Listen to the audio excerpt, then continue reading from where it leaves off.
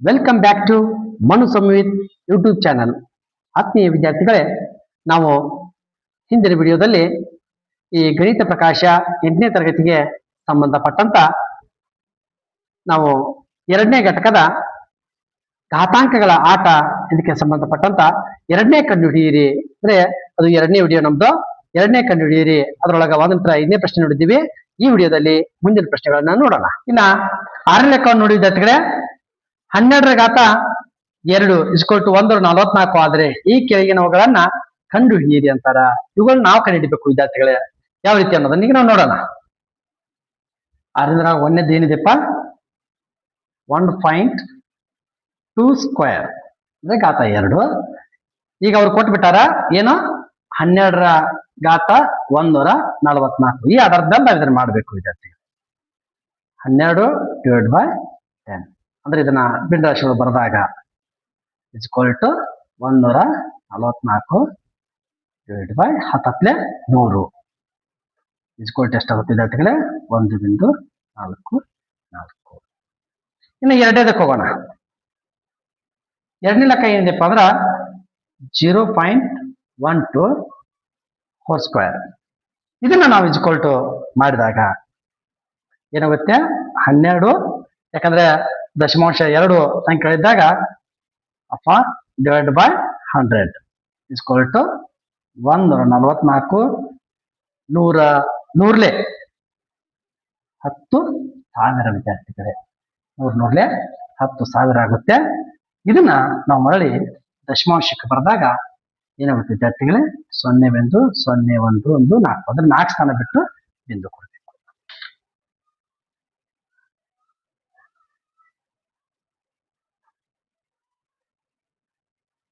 ವಿದ್ಯಾರ್ಥಿಗಳೇ, 3ನೇ ಲೆಕ್ಕವನ್ನು ನೋಡ್ರಿ.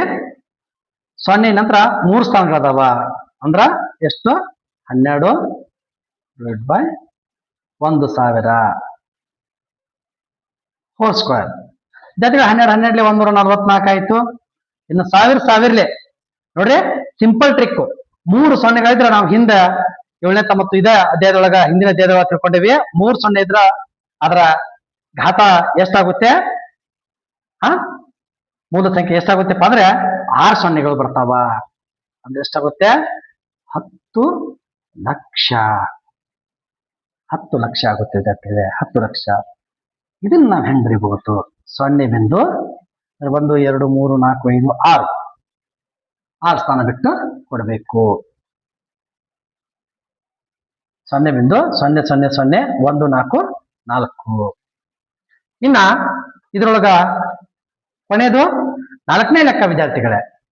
ಕೊನೆ ಲೆಕ್ಕ ಎಷ್ಟಿದೆಪ್ಪ ಅಂದ್ರೆ 120 ಸ್ಕ್ವೇರ್ ಇದೆ. ಸ್ವಲ್ಪ ಚೇಂಜ್ ಬರುತ್ತೆ ನೋಡಿ ವಿದ್ಯಾರ್ಥಿಗಳೇ. 120 ಯಾಕಂದ್ರೆ 12 ಕೊಟ್ಟಾರ ಅಂದ್ರೆ ನಾವ್ ಇಲ್ಲಿ ಏನ್ ಮಾಡ್ಬೇಕು? 12 ಗುಣಾಕಾರ 10.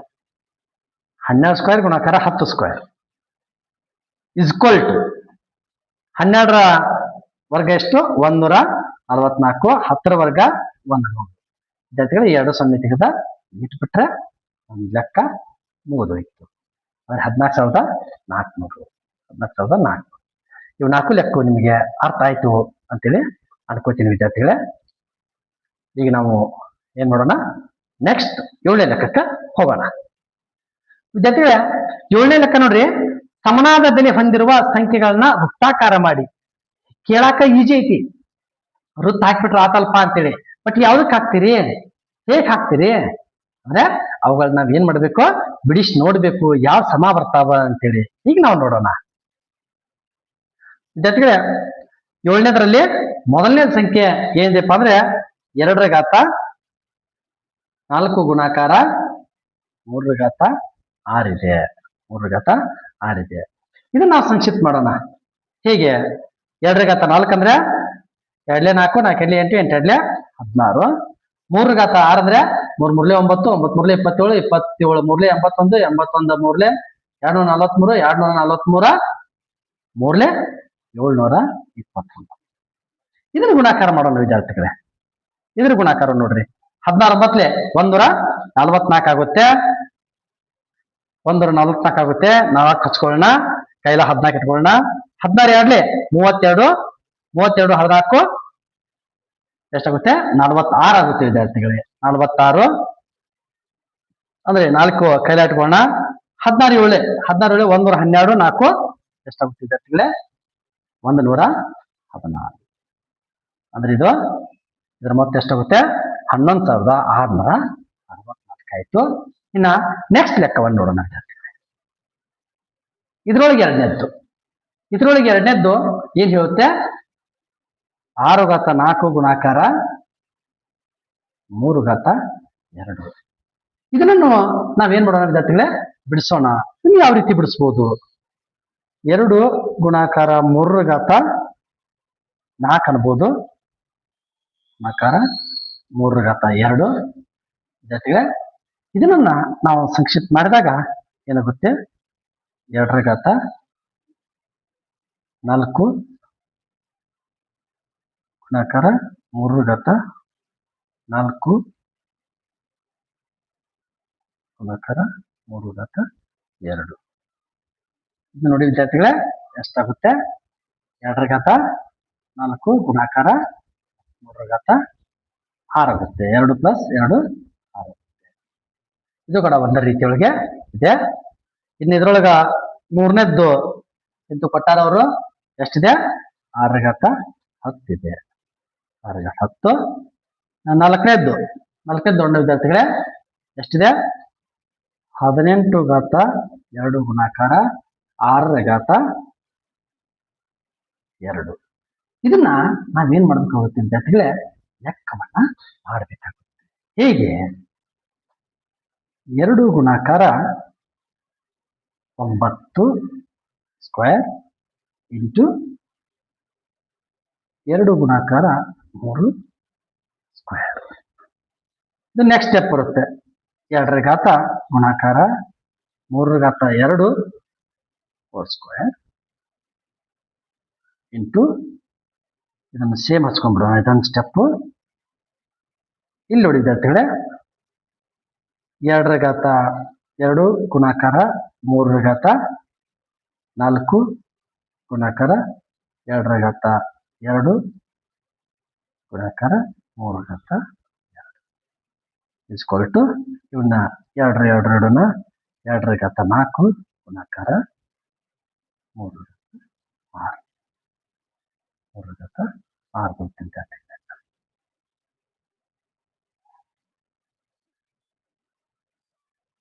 ಇದು 3 ರ ಘಾತ 6 ಬರುತ್ತೆ. ಇನ್ನ ಕೊನೆಯದು 5ನೇದ್ದು ನಿಂತು ಕೊಟ್ಬಿಟ್ಟಿದಾರ. ಏನ್ ಕೊಟ್ಟಿದಾರ 6 ರ ಘಾತ 24. ಇದನ್ನ ಇವೆಲ್ಲವನ್ನು ಅಬ್ಸರ್ವ್ ಮಾಡಿ ವಿದ್ಯಾರ್ಥಿಗಳೇ.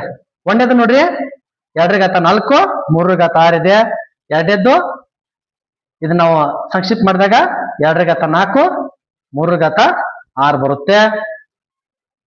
ಹಾಗೆ 4ನೇದು ನೋಡ್ರಿ 2 ರ ಘಾತ 4 3 ರ ಘಾತ 6 ಬರುತ್ತೆ. ಅಂದ್ರ ಯಾರಪ್ಪ 1 2 ಮತ್ತು 4 ಇವೆಲ್ಲ ಸಮನಾಗಿವೆ. ವಿದ್ಯಾರ್ಥಿಗಳೇ ಈ 7ನೇ ಸಮಸ್ಯೆನ ಮತ್ತೊಮ್ಮೆ ನೀವು ನೋಡಿಕೊಂಡು ಕ್ಲಿಯರ್ ಮಾಡ್ಕೊಳ್ಳಿ ವಿದ್ಯಾರ್ಥಿಗಳೇ. 2ನೇದು ನೋಡ್ರಿ ಯಾವ ರೀತಿ ಸಂಕ್ಷಿಪ್ತ ಮಾಡಿದ್ವಿ. 3ನೇದ್ದು ಹಾಗೆ 4ನೇದ್ದು 5ನೇದು ವಿದ್ಯಾರ್ಥಿಗಳೇ. ಇನ್ನು 8ನೇದ್ದು ಕೆಳಗಿನವುಗಳಲ್ಲಿ ಪ್ರತಿಯೊಂದರಲ್ಲಿ ದೊಡ್ಡ ಸಂಖ್ಯೆಯನ್ನ ಗುರುತಿಸಿ ಅಂದಾರ. ಪ್ರತಿಯೊಂದರಲ್ಲಿ ದೊಡ್ಡ ಸಂಖ್ಯೆಯನ್ನ ನಾವು ಗುರುತಿಸಬೇಕು. ಏನು 4 ರ ಘಾತ 3 ಮತ್ತು 3 ರ ಘಾತ 4 ಇವಿದಾವ. ಇವುಗಳು ನಾವು ನೋಡೋಣ ವಿದ್ಯಾರ್ಥಿಗಳೇ. ಈ 8ರೊಳಗೆ 1ನೇದು ನೋಡ್ರಿ 4 ರ ಘಾತ 3 4 × 4 16 16 64. 3 ರ ಘಾತ 4 3 3 9 9 3 27 27 3 81. ಹಾಗಿದ್ರೆ ದೊಡ್ಡ ಸಂಖ್ಯೆ ಯಾವುದು?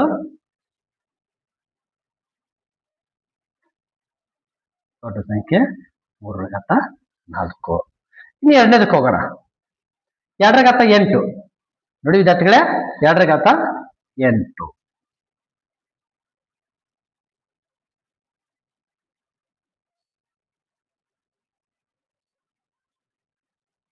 ಎರಡು 4 4 8 8 16 16 32 32 64 64 ಎಡ್ಲೆ 128 128 ಎಡ್ಲೆ 256. ಇನ್ನು ಎಂಟರ ಘಾತ 2 ಅಂದ್ರೆ 64 ವಿದ್ಯಾರ್ಥಿ. ಅಂದ್ರೆ ಇದು ದೊಡ್ಡದು. ಅಂದ್ರೆ ಇಲ್ಲಿ ದೊಡ್ಡ ಸಂಖ್ಯೆ ಯಾವ್ದಾಗುತ್ತೆ? 2 ರ ಘಾತ 8. ಇನ್ನ ಈ 8ರೊಳಗೆ 3ನೇದು ನೋಡೋಣ ವಿದ್ಯಾರ್ಥಿಗಳೇ. ನೋಡಿ 100 100ಲೇ ಇದಂತ ನಮ್ಗೆ ಗೊತ್ತಿದ್ದು 10,000 ಆಗಿಬಿಡುತ್ತೆ. ಆದ್ರೆ 2 ರ ಘಾತ 3 ತುಂಬಾ ಹೆಚ್ಚಾಗುತ್ತೆ ವಿದ್ಯಾರ್ಥಿಗಳೇ.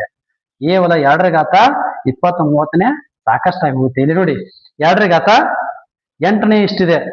ಇನ್ನ ಇಷ್ಟು double double double double double ಹಾಕೋತ ಹೋಗಿ 2 ರ ಘಾತ 31ರಿಗೆ 16,000 ದಾಟಿ ಹೋಗುತ್ತೆ.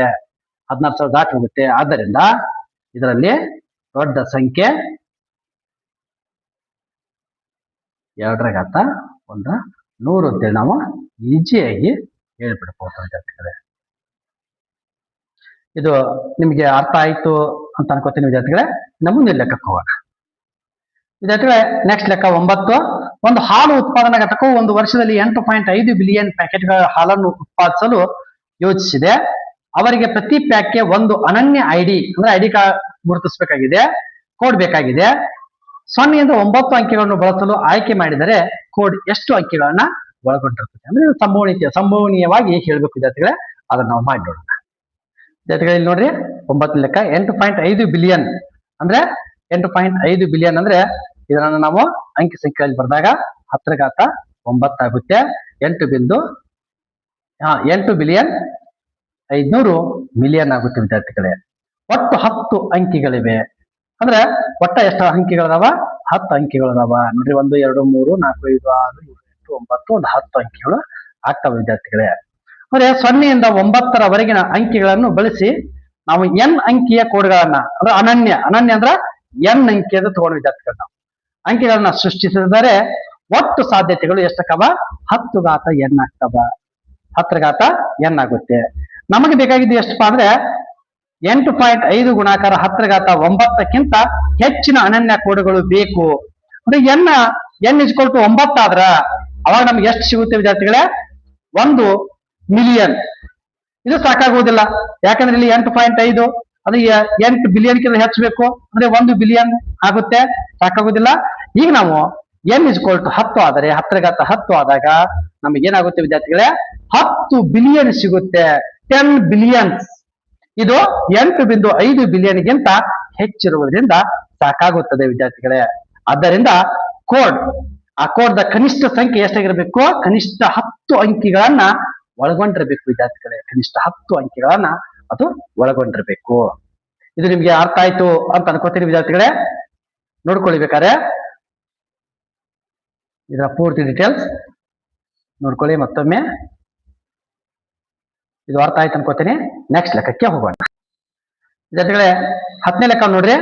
64 ಒಂದು ವರ್ಗ ಸಂಖ್ಯೆ, 8ರ ವರ್ಗ 2 ಮತ್ತು ಗಣ ಸಂಖ್ಯೆ 4ರ 3 ಎರಡೂ ಆಗಿದೆ.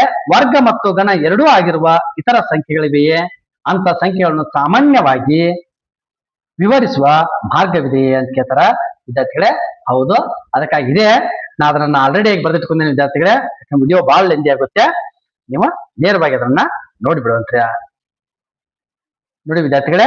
ಹೌದು, ಇಂತ ಇನ್ನೂ ಹಲವಾರು ಸಂಖ್ಯೆಗಳಿವೆ. ಅವು ಯಾವಪ್ಪ ಅಂದ್ರ 1 ರ ಘಾತ 2 ಮತ್ತು 1 ರ ಗಣ 2 ಒಂದು ಸಂಖ್ಯೆಗಳ 729. 729 ಇದೇನಾಗುತ್ತೆ? 27ರ ವರ್ಗ ಸಂಖ್ಯೆ ಆಗುತ್ತೆ, 9ರ ಗಣ ಸಂಖ್ಯೆ ಆಗುತ್ತೆ ವಿದ್ಯಾರ್ಥಿಗಳೇ. 27 ವರ್ಗ 9ರ ಗಣ ಆಗುತ್ತೆ. ಹಾಗೆ 4096 ಇದು 64ರ ವರ್ಗ ಮತ್ತು 16ರ ಗಣ ಆಗುತ್ತೆ ವಿದ್ಯಾರ್ಥಿಗಳೇ. ಸಾಮಾನ್ಯವಾದಂತ ಒಂದು ನಿಯಮ ಏನಪ್ಪಾ ಅಂದ್ರ, ಒಂದು ಸಂಖ್ಯೆಯ ವರ್ಗ ಅಂದ್ರೆ ಘಾತ 2 ಗಣ ಘಾತ 3 ಎರಡೂ ಆಗಿರಬೇಕಾದ್ರೆ ಅದನ್ನ ಯಾವುದೇ ಸಂಖ್ಯೆಯ ಅದೇ ಘಾತ ರೂಪದಲ್ಲಿ ಬರೆಯಬಹುದು. ಅದನ್ನ ಅದೇ ಸಂಖ್ಯೆಯ ಘಾತ ರೂಪದಲ್ಲಿ ಬರೀಬಹುದು ವಿದ್ಯಾರ್ಥಿಗಳೇ. ಅದನ್ನ ಯಾವ ರೀತಿಯಾಗಿ ಬರೀಬಹುದಪ್ಪ ಅಂದ್ರ ಇಲ್ಲಿ ಇದೆ ನೋಡಿ. ಈ ರೀತಿಯಾಗಿ ನಾವು ಏನ್ ಮಾಡ್ಬೋದು ವಿದ್ಯಾರ್ಥಿಗಳೇ? ಬರೀಬಹುದು. ಸಾಮಾನ್ಯ ಸೂತ್ರ x6 = x³ ಹೋಲ್ ಸ್ಕ್ವೇರ್, ಇನ್ನ ಎಕ್ಸ್ ಘಾತ 2 ಹೋಲ್ ಸ್ಕ್ವೇರ್. ಎರಡು ರೀತಿಯಾಗಿ ನಾವು ಇದನ್ನು ಬರಿಬಹುದು. ಅಂದ್ರೆ 3 ಘಾತ 6 ಅಂತಿದ್ರೆ ಅದ್ರ ಉತ್ತರ ಇಷ್ಟೇ ಬರುತ್ತೆ. 4 ಘಾತ 6 ಇದ್ರೆ ಅದು ಏನಾಗುತ್ತೆ ವಿದ್ಯಾರ್ಥಿಗಳೇ 4096 ಅಂತ ಆನ್ಸರ್ ಬರುತ್ತೆ ವಿದ್ಯಾರ್ಥಿಗಳೇ. ಈ ರೀತಿಯಾಗಿ ನಾವು ಅದನ್ನ ಬರಿಬಹುದು.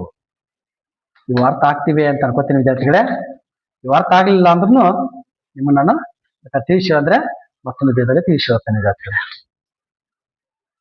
ಇನ್ನ 11ನೇ ಪ್ರಶ್ನೆ, ಒಂದು ಡಿಜಿಟಲ್ ಲಾಕರ್ 5 ಅಕ್ಷರ ಸಂಖ್ಯಾಯುಕ್ತ ಅಂದ್ರ ಅಲ್ಫಾ ನ್ಯೂಮೆರಿಕ್ ಅಂದ್ರ ಸಂಖ್ಯೆ ಮತ್ತು ಅಕ್ಷರ ಎರಡನ್ನೂ ಒಳಗೊಂಡಿದ್ದು, ಸಂಖ್ಯೆ ಮತ್ತು ಅಕ್ಷರ ಎರಡನ್ನೂ ಒಳಗೊಂಡಿದ್ದು ಹೊಂದಿದೆ. ಕೆಲವು ಉದಾಹರಣೆಗಳು ಇಲ್ಲಿ ಕೊಟ್ಟಿದಾರ. ಇದೊಂದು ಉದಾಹರಣೆ ಕೊಟ್ಟಿದಾರ. ಅಂದ್ರೆ 5 ಅಕ್ಷರಗಳು ಇದ್ರಾಗ ಅಂತ ಎಷ್ಟು ಕೋಡ್ಗಳು ಸಾಧ್ಯ ಅಂತ ಹೇಳಿದಾರ.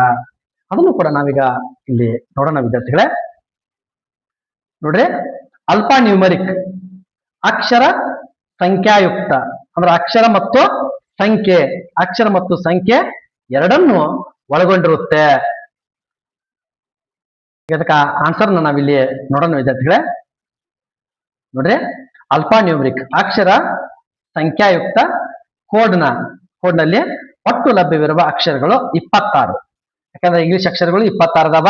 ಇನ್ನು ಅಂಕಿಗಳು 0 ಇಂದ 9 ಅಂದ್ರೆ 10 ಅಂಕಿಗಳದಾವ. ಅಂದ್ರೆ ಟೋಟಲ್ ಎಷ್ಟದು 36 ಅದು ವಿದ್ಯಾರ್ಥಿಗಳೇ, 36. ಇನ್ನು ಒಟ್ಟು ಸ್ಥಾನಗಳು ಎಷ್ಟದಾವ 5 ಅದಾವ. ಅವ್ರು ಹೇಳಿದಂತೆ 5 ಅದಾವ. ಪ್ರತಿ ಸ್ಥಾನದಲ್ಲಿ 36 ಸಾಧ್ಯತೆಗಳಿರುವುದರಿಂದ ಪ್ರತಿ ಸ್ಥಾನದಲ್ಲಿ 35, ಯಾಕಂದ್ರೆ ಅದಲು ಬದಲು ಮಾಡ್ರ 36 ಸಾರಿ ನಾವೇನ್ ಮಾಡ್ಬೋದು ವಿದ್ಯಾರ್ಥಿಗಳೇ, ಈ 36 ಸಾರಿ ನಾವು ಅದನ್ನ ಬರಿಬಹುದು. ಪುನರಾವರ್ತನೆಗೆ ಅವಕಾಶವಿದೆ ಎಂದು ನಾವು ಭಾವಿಸಲೇಬೇಕಾಗುತ್ತೆ. 36 ಗುಣಾಕಾರ 36 ಘಾತ 5 ಅಂದ್ರೆ ಸಂಭವನೀಯತೆ ಎಷ್ಟು ಬರುತ್ತೆ 36 ಘಾತ 5. ಅಂದ್ರೆ ಇಲ್ಲಿ ನೋಡಿ ವಿದ್ಯಾರ್ಥಿಗಳೇ, 6,04,66,176 ಒಟ್ಟು 36 ಘಾತ 5 ಕೋಡ್ಗಳು ಸಾಧ್ಯ ವಿದ್ಯಾರ್ಥಿಗಳೇ. 36 ಘಾತ 5 ಇಷ್ಟು ಕೋಡ್ಗಳನ್ನ ನಾವು ರಚನೆ ಮಾಡಬಹುದು. ಇನ್ನ 12 ಲೆಕ್ಕವನ್ನು ನೋಡಿ ವಿದ್ಯಾರ್ಥಿಗಳೇ.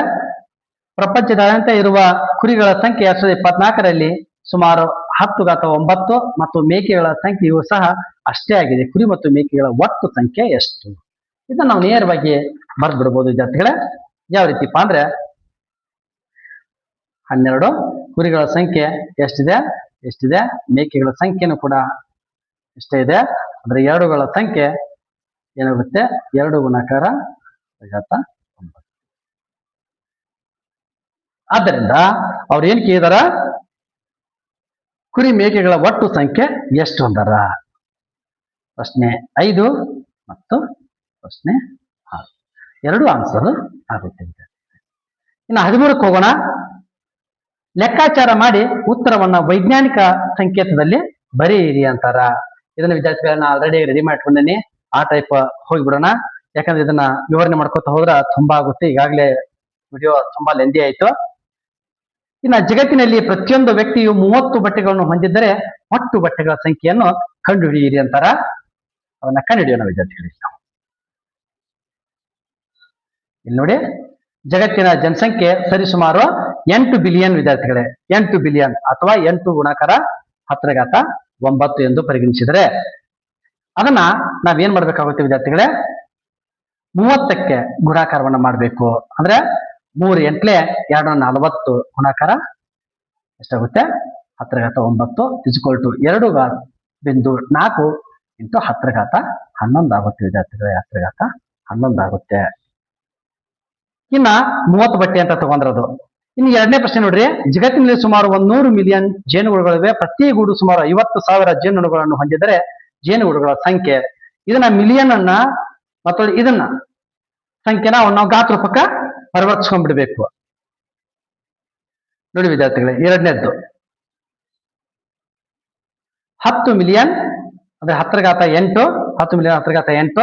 ಇನ್ನು 50,000 ಆದ್ರೆ 5 ಗುಣಾಕಾರ 10 ಘಾತ 4 ವಿದ್ಯಾರ್ಥಿಗಳೇ. ಇದನ್ನ ಇವುಗಳನ್ನ ಎರಡನ್ನು ನಾವು ಗುಣಾಕಾರ ಮಾಡಿಬಿಟ್ಟಿವಿ ಅಂದ್ರೆ ನಮ್ಗೆ ಆನ್ಸರ್ ಸಿಗುತ್ತೆ. 10 ಘಾತ 8 ಗುಣಾಕಾರ 5 ಗುಣಾಕಾರ 10 ಘಾತ 4. ಈಗ ಇದಕ್ಕೆ 5 ಬರುತ್ತೆ ವಿದ್ಯಾರ್ಥಿಗಳೇ. 8 4 12. 5 ಗುಣಾಕಾರ 10 ಘಾತ 2 ಏನಾಗುತ್ತೆ ವಿದ್ಯಾರ್ಥಿಗಳೇ, 2ರಷ್ಟು ಹೊಂದಿದ್ರೆ ಜೇನುಗಳ ಸಂಖ್ಯೆ ಎಷ್ಟಾಗುತ್ತೆ ವಿದ್ಯಾರ್ಥಿಗಳೇ, 5 ಗುಣಾಕಾರ 10^12 ಆಗುತ್ತೆ. ಇನ್ನು ಮೂರನೇ ನೋಡ್ರಿ, ಒಬ್ಬ ಮಾನವನ ದೇಹದಲ್ಲಿ ಸುಮಾರು 38 ಟ್ರಿಲಿಯನ್ ಬ್ಯಾಕ್ಟೀರಿಯಾಗಳ ಕೋಶಗಳಿವೆ. ಟ್ರಿಲಿಯನ್ ಅಂದ್ರ ವಿದ್ಯಾರ್ಥಿಗಳೇ 1,000 ಬಿಲಿಯನ್ಗಳು.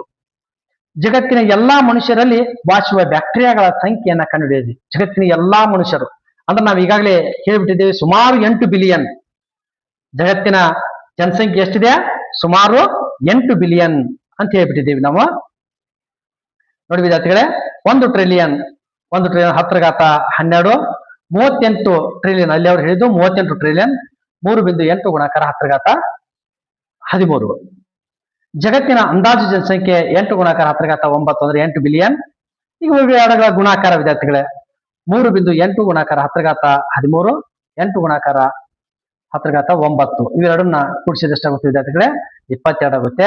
30.4 ಇದನ್ನ ಇವನ್ನೆರಡನ್ನು ಗುಣಾಕಾರ ಮಾಡಿದಾಗ ನಮಗೆ ಸಿಗೋ ಉತ್ತರ 3.04 ಗುಣಾಕಾರ 10^23 ವಿದ್ಯಾರ್ಥಿಗಳೇ. 10^23 ಆಗುತ್ತೆ. ನಾಲ್ಕನೇ ಪ್ರಶ್ನೆ ನೋಡ್ರಿ, ಜೀವಿತಾವಧಿಯಲ್ಲಿ ಆಹಾರ ಸೇವಿಸಲು ಕಳೆದ ಒಟ್ಟು ಸಮಯವನ್ನ ಸೆಕೆಂಡ್ಗಳಲ್ಲಿ ಕಂಡುಹಿಡಿದ ಅಂದಾರ ವಿದ್ಯಾರ್ಥಿಗಳೇ. ನೋಡಿ, ಜೀವಿತಾವಧಿ ಸರಿಸುಮಾರು 70 ವರ್ಷಗಳು. 70 ವರ್ಷಗಳು ಬರುತ್ತೆ ನಮ್ದು ಜೀವಿತಾವಧಿ. ಇನ್ನ ಸೆಕೆಂಡ್ಗಳು, ಒಂದು ದಿನದ ಸೆಕೆಂಡ್ಗಳನ್ನ ತಗೋಬೇಕು ನಾವು. ಒಂದ್ ದಿನಕ್ಕ ನಾವು ಆಹಾರವನ್ನ ಸೇವಿಸಲು ಸುಮಾರು ದೀರ್ಘ ಗಂಟೆಯನ್ನು ತಗೋಬಹುದು. ಅಂದ್ರೆ ಒಂದು ದಿನಕ್ಕೆ 24 ಗಂಟೆಗಳು. ಇನ್ನು 1 ಗಂಟೆಗೆ 60 ನಿಮಿಷಗಳು, 1 ನಿಮಿಷಕ್ಕೆ 60 ಸೆಕೆಂಡ್ಗಳನ್ನು ತಗೊಂಡು ನಾವಿಲ್ಲಿ ಲೆಕ್ಕವನ್ನು ಮಾಡೋಣ ವಿದ್ಯಾರ್ಥಿಗಳೇ. ನೋಡ್ರಿ, ಸರಾಸರಿ ಜೀವಿತಾವಧಿ 70 ವರ್ಷಗಳು.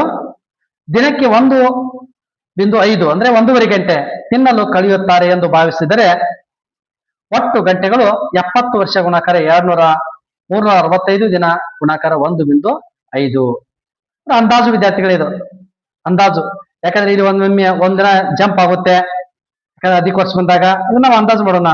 38 ವರ್ಷ 325, ಇದಕ್ಕೆ +70 ಮಾಡಿಬಿಡುದು ನಮಗೆ ಎಕ್ಯುರೇಟ್ ಬೇಕಾದ್ರೆ. +70 ಮಾಡಿದ್ರೆ +70 ಅಲ್ಲ, ಡಿವೈಡ್ ಬೈ 4 ಮಾಡಿ ಅದನ್ನ ನಾವು ಪ್ಲಸ್ ಮಾಡ್ಬೇಕಾಗುತ್ತೆ. 16, 17 ಪ್ಲಸ್ ಮಾಡ್ಬೇಕಾಗುತ್ತೆ ವಿದ್ಯಾರ್ಥಿಗಳೇ. ಇನ್ನು 1 ಗಂಟೆಗೆ 3600 ಸೆಕೆಂಡ್ಗಳಾಗ್ತಾವ. ಇದನ್ನ 3600ಕ್ಕೆ ನಾವು ಗುಣಾಕಾರವನ್ನು ಮಾಡಿದಾಗ ನಮ್ಮ ಉತ್ತರ ಸಿಗುತ್ತೆ ವಿದ್ಯಾರ್ಥಿಗಳೇ. ಎಷ್ಟು? 137,970,000. ಅಂದ್ರೆ ನಮ್ಮ ಭಾರತೀಯ ಸಂಖ್ಯಾ ಪದ್ಧತಿ ಒಳಗ ಎಷ್ಟಾಗುತ್ತೆ ವಿದ್ಯಾರ್ಥಿಗಳೇ? 13,79,70,000 ಆಗುತ್ತೆ ವಿದ್ಯಾರ್ಥಿಗಳೇ. ಈ ಅಧ್ಯಾಯದ ಕೊನೆಯ ಲೆಕ್ಕ 1 ಅರಬ್ 1 ಬಿಲಿಯನ್ ಅಂದ್ರೆ 2 ಅಷ್ಟೇ, 100 ಕೋಟಿಗೆ ಸಮ. ಸೆಕೆಂಡ್ಗಳ ಹಿಂದಿನ ದಿನಾಂಕ ಯಾವುದು ಅಂತಾರೆ ವಿದ್ಯಾರ್ಥಿಗಳೇ. ಇದನ್ನ ಲೆಕ್ಕ ಮಾಡ್ತಾ ಹೋದ್ರೆ ತುಂಬಾ ಸಮಯ ಆಗುತ್ತೆ. ಅದಕ್ಕಾಗಿ ನಾನು ಈಗ ತಾಸುಗಟ್ಟಲೆ ಕುಂತು ಲೆಕ್ಕವನ್ನು ಮಾಡಿದ್ದೀನಿ. ಅದನ್ನ ನಿಮ್ ಮುಂದೆ ಪ್ರಸ್ತುತಪಡಿಸ್ತಾನೆ ವಿದ್ಯಾರ್ಥಿಗಳೇ. ಇದನ್ನ ಕ್ಲಿಯರ್ ಆಗಿ ಅರ್ಥೈಸ್ಕೊಳ್ಳೋಣ. ನೋಡಿ ವಿದ್ಯಾರ್ಥಿಗಳೇ, ಸೆಕೆಂಡ್ಗಳನ್ನು ದಿನಗಳಿಗೆ ಪರಿವರ್ತಿಸುವುದು ಅಂದ್ರೆ ಒಂದು ದಿನದ ಒಟ್ಟು ಸೆಕೆಂಡ್ಗಳು 24 ಅಂದ್ರೆ 24 ತಾಸು 60 ನಿಮಿಷ 60 ಸೆಕೆಂಡ್ ಮಾಡಿದಾಗ 86,400 ಸೆಕೆಂಡ್ಗಳಾಗುತ್ತೆ. ಇನ್ನು 1 ಬಿಲಿಯನ್ ಅರಬ್ ಸೆಕೆಂಡ್ಗಳಲ್ಲಿರುವ ಒಟ್ಟು ದಿನಗಳು ಅಂದ್ರೆ ದಿನಗಳಿಗೆ ಪರಿವರ್ತಿಸೋಣ. 1 ಬಿಲಿಯನ್ ಡಿವೈಡ್ ಬೈ ಇದು ಸೆಕೆಂಡು. 1 ವರ್ಷದ ಸೆಕೆಂಡ್ಗಳು 86,400. ಇದನ್ನ ಡಿವೈಡ್ ಮಾಡಿದಾಗ ವಿದ್ಯಾರ್ಥಿಗಳು ನಮ್ಗೆ ಅಂದಾಜು ಸರಿಸುಮಾರು 11,574.07 ದಿನಗಳು ನಮ್ಗ ಸಿಗುತ್ತಾ ವಿದ್ಯಾರ್ಥಿಗಳೇ. ಇನ್ನ ಎರಡನೇ ಹಂತದಲ್ಲಿ ನೋಡಿ, ದಿನಗಳನ್ನು ವರ್ಷಗಳಿಗೆ ಪರಿವರ್ತಿಸುವುದು. ದಿನಗಳನ್ನ ನಾವ್ ಏನ್ ಮಾಡ್ಬೇಕು? ವರ್ಷಗಳಿಗೆ ಪರಿವರ್ತಿಸುವುದು. ಒಂದು ಸಾಮಾನ್ಯ ವರ್ಷಕ್ಕೆ 365 ದಿನಗಳಾದ್ರೆ ಆಗಾಗ ಹೇಳಿದ್ದೀವಿ ಅಧಿಕ ವರ್ಷಗಳು ಬರ್ತಾವ ಅಂತೀವಿ, ಮತ್ತು ಅಧಿಕ ವರ್ಷಕ್ಕೆ 366 ದಿನಗಳು ಬರ್ತಾವ. ಇದರ ಸರಾಸರಿ ಎಷ್ಟಾಗುತ್ತೆಪ್ಪ ಅಂದ್ರ 365.24 ಮುಂದೆ ಬರುತ್ತೆ, 25 ಬರುತ್ತೆ ದಿನಗಳನ್ನು ಪರಿಗಣಿಸಿಮ. ಈಗ ನಾವು ಒಟ್ಟು ದಿನಗಳು ವರ್ಷದ ದಿನಗಳು ಅಂದ್ರೆ 1 ವರ್ಷದಲ್ಲಿ ದಿನಗಳು. ಒಟ್ಟು ದಿನಗಳು 11,574.07 ಇದಾವ. Divide by 365.24. ಇನ್ನು ಮುಂದೆ ಬರ್ತೇವೆ ಅಂದ್ರ ಇನ್ನು 5 ಬರುತ್ತೆ ವಿದ್ಯಾರ್ಥಿಗಳೇ. ಸರಿ ಸುಮಾರು ಇದರ ಅಂತರು 31.69 ವರ್ಷಗಳು ಬರುತ್ತೆ ವಿದ್ಯಾರ್ಥಿಗಳೇ. ಈ 31.69 ವರ್ಷಗಳನ್ನ ನಾವು 31 ವರ್ಷ 251 ದಿನ ಎಂದು ನಿಖರವಾಗಿ ಬರೆಯಬಹುದು ವಿದ್ಯಾರ್ಥಿಗಳೇ. 251 ದಿನಗಳು ಅಂತೇಳಿ ಇದನ್ನ ನಾವು ನಿಖರವಾಗಿ ಸ್ಪಷ್ಟವಾಗಿ ಬರೆಯಬಹುದು. ಹಿಂದಿನ ದಿನಾಂಕ ಅಂದ್ರೆ ಇಷ್ಟು ದಿನಗಳ 31 ವರ್ಷ 251 ದಿನಗಳ ಹಿಂದಿನ ದಿನಾಂಕ ಯಾವ್ದಪ್ಪ ಅಂದ್ರ ಪ್ರಸ್ತುತ ಜುಲೈ 4 ಅಂದ್ರೆ ಇವತ್ತು ಜುಲೈ 4 ನಾ ಈಗ ವಿಡಿಯೋ ಮಾಡ್ತಿರೋದು ಜುಲೈ 4ರಂದು 2026 ಹಾ ಇದರಿಂದ 31 ವರ್ಷ 251 ದಿನಗಳಷ್ಟು ಹಿಂದೆ ಹೋದರೆ ನಮಗೆ ಸಿಗುವ ದಿನಾಂಕ ಅಕ್ಟೋಬರ್ 26 1994 ವಿದ್ಯಾರ್ಥಿಗಳೇ. ಅಕ್ಟೋಬರ್ 26 1994 ನಿಮಗೆ ಲೆಕ್ಕ ಮಾಡಿ ನೋಡಿ ವಿದ್ಯಾರ್ಥಿಗಳೇ. ಈ ಎಲ್ಲಾ ಲೆಕ್ಕಗಳು ನಿಮಗೆ ಅರ್ಥ ಆದವು ಅಂತ ಅನ್ಕೋತೀನಿ. ಇದನ್ನ ನೋಡ್ಕೊಳ್ಳಿ ವಿದ್ಯಾರ್ಥಿಗಳೇ ಸ್ಪಷ್ಟವಾಗಿ. ಯಾಕಂದ್ರೆ ನೀವು ಬರ್ಕೊಂಡು ಒಳ್ಳೆದನ್ನ ರಿಪೀಟ್ ನೋಡ್ಕೊಂಡ್ರಪ್ಪ ಅಂದ್ರ ಅವಾಗ ನಿಮ್ಗೆ ಕ್ಲಿಯರ್ ಆಗಿ ಅರ್ಥ ಆಗುತ್ತೆ.